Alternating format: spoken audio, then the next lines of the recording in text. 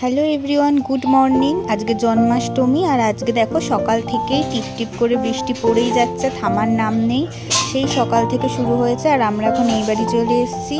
তো আজকে সকালে পরোটা খাওয়া হবে, ওই জন্য এখানে দিদা আটা মাখছে আর ওই যে মা ওখানে আলু কেটে নিচ্ছে, বাটি চচ্চড়ি হবে। আর এখানে তৈরি হয়ে গেছে, আমি খেয়েও নিচ্ছি। এখানে আমাকে খেতে দিয়েছে।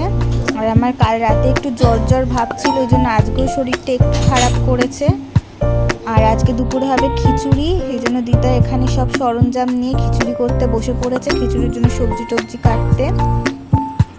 আর ততক্ষণে বাইরে দেখো বৃষ্টিও থেমে গেছে। আর আমার এদিকে স্নান করে পুজোও দিয়ে নিয়েছি, আমার একটু মাথাটা ঘষে নিয়েছি ওই জন্য। আর আজকে ঠাকুরের আসনটা খুব সুন্দর লাগছিল, ফুল দিয়ে সাজিয়েছি।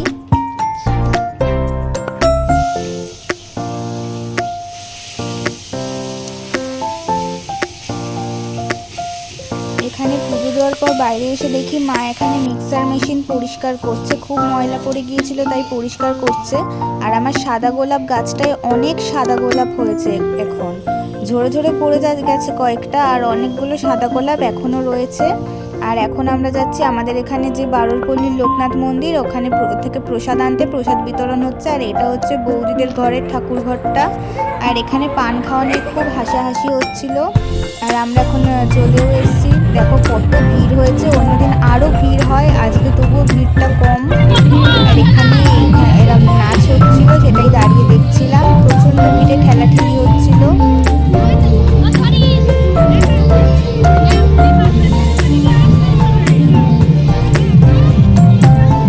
এটা প্রথমে লক্ষ্যই করিনি, তারপর সবাই ভিড় করে দাঁড়িয়ে আছে দেখে তারপরে এদিকে গেলাম।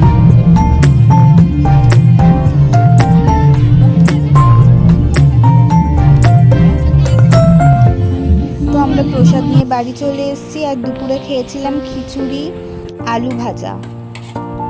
আর তারপর সন্ধ্যাবেলা ও বাড়িতে গিয়ে পুজো দিয়ে নিয়েছে। আর আমার জানো তো দুপুর থেকেই ভীষণ জ্বর এসছে, শরীরটা খুব খারাপ ছিল, বসে থাকতে পারছিলাম না ঠিকঠাকভাবে।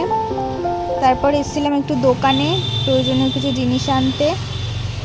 দোকান থেকে ফিরে আমি খেলাম লাড্ডু আর গুড় দিয়ে তৈরি গজা। এখানে দিদা আলুর দমের আলু কাটছে আর মা রুটির জন্য আটা